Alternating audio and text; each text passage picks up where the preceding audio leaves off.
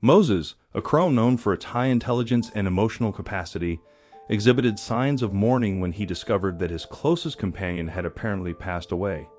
However, the heart-wrenching twist came when Moses' actions following this event left everyone deeply moved.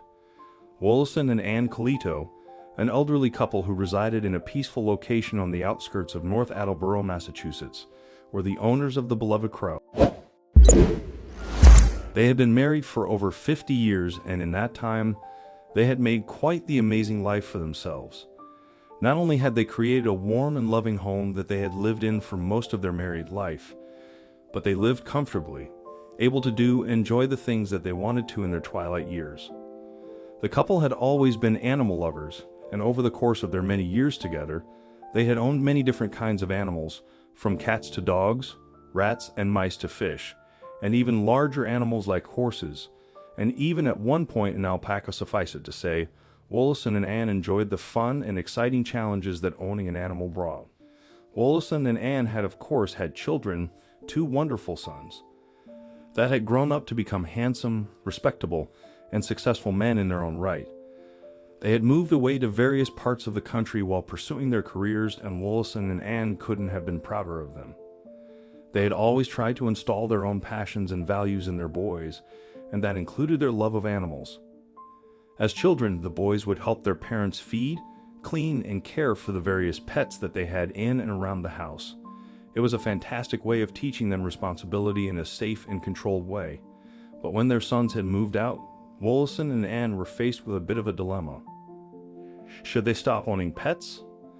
They were advancing in age, and caring for animals wasn't as easy as it used to be.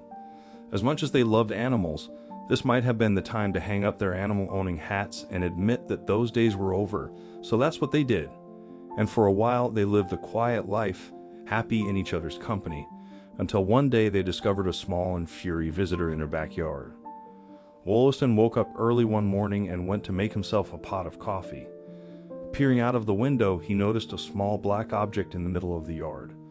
Frowning, he went outside to discover what it was. If it was some trash, then he'd scoop it up and throw it in the trash can.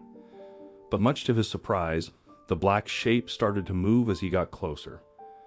Much to his surprise, it was a tiny black kitten. Gently picking it up, he carried the kitten into the house. It was then and looked very hungry.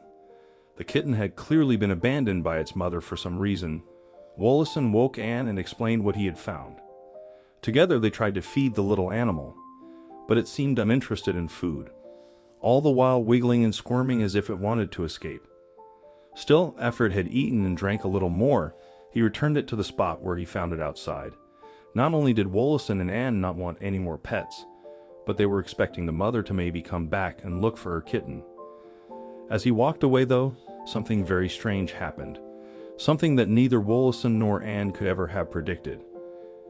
Keep watching to find out what happened. As the kitten lay in the middle of the grass, a crow swooped down from a nearby tree. It looked at the kitten curiously, but seemed very tame and friendly with it. The kitten wobbled to its feet and sniffed the crow, and even rubbed its head against the large black bird. The kitten wobbled to its feet and sniffed the crow.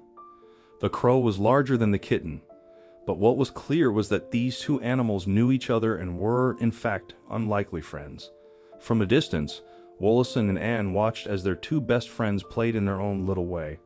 The crow, who was affectionately named Moses, would jump around and peck at the ground near the kitten. The kitten, who they quickly named Casey, swiped her little paw, trying to be fast enough to catch Moses' beak.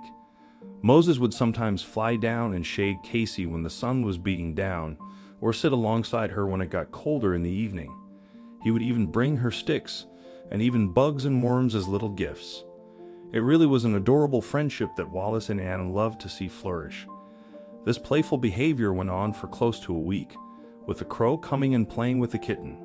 Each day, Woloson and Ann would try to feed Casey, but she never seemed interested in whatever food they provided. They bought cat food, chicken breasts, ham, fish. Nothing piqued the interest of the poor little kitten. And slowly but surely, Casey got weaker and weaker. Her bones began to show through her already small and delicate body, and she became unsteady on her feet. Enough was enough. Woloson decided that he would take the cat to the vet's. While he hoped Casey would get better over time, it was clear that she was suffering.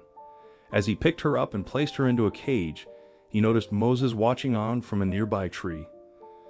It was clear that he was concerned for his little best friend. As Woloson drove to the vet's, the kitten remained very still and quiet in its cage. The vet took a good long look at poor Casey and sighed. He surmised that Casey had been separated from her mother far too early, and as a result, she would never eat or drink. At such a young age and with such a small body, it was essential that she took in as much food and nutrients as possible. Sadly, though, it seemed that there was little that could be done for Casey. Her body was too frail and weakened, and ultimately, she would die in just a few short days. There was only one thing for it. Casey would have to be euthanized. It was the kindest thing that they could do for her. At that point, the vet injected her, and she happily went to sleep as Woloson stroked her head. But there was one last job to be done. He had to take Casey's body home, as Moses the crow needed to see her one last time. Woloson knew how emotionally intelligent crows were, and it would be a very sad yet cathartic experience for Moses to see and understand that Casey wouldn't be around anymore.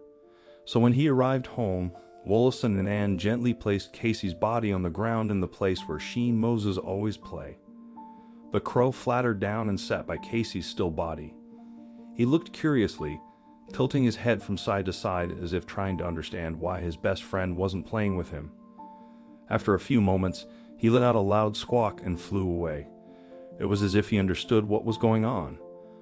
Woloson and Ann thought that that would be the last they saw of the big black crow. But they were wrong and dug a small hole deep enough to bury Casey in.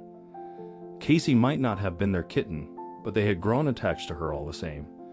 They wrapped her body in a tiny soft blanket and gently placed her into the hole before covering it with dirt. As they did so, though, they noticed Moses silently sat on the wall, watching the little funeral take place. He watched his best friend get put in the ground and silently bowed his head as if in a show of respect and love for the little kitten. It really was an incredible and touching sight. But what happened next really broke Woloson and Ann's hearts. As they returned to the house and looked out of the window, they saw Moses hop off the wall and onto the grass towards Casey's grave. He then picked up a little twig and stood it up in the freshly placed dirt as if he was creating some kind of gravestone for her. The twig stood proudly in the mound of dirt, and Moses stood for several long moments as if paying his respects. Finally, he let out another loud squawk and flew off.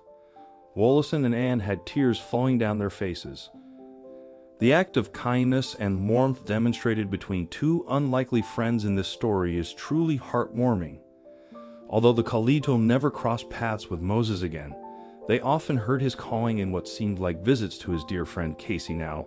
We'd like to hear from you. What are your thoughts on this amazing tale? Have you ever come across such an extraordinary and peculiar friendship between two animals before?